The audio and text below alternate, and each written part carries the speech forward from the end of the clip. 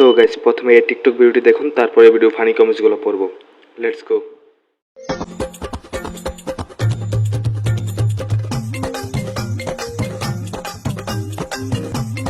सब क्या देखना पड़ रहा है।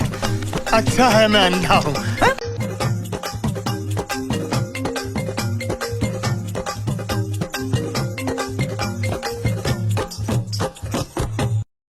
भाई साहब कुछ ज्यादा नहीं हो गया ये?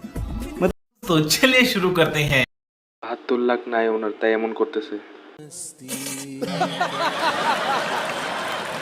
আমার সাদা মনে একটা প্রশ্ন, আঙ্কেলের কি পিরিয়ড হয়? বাংলাদেশের সুদর্শন ডান্সার।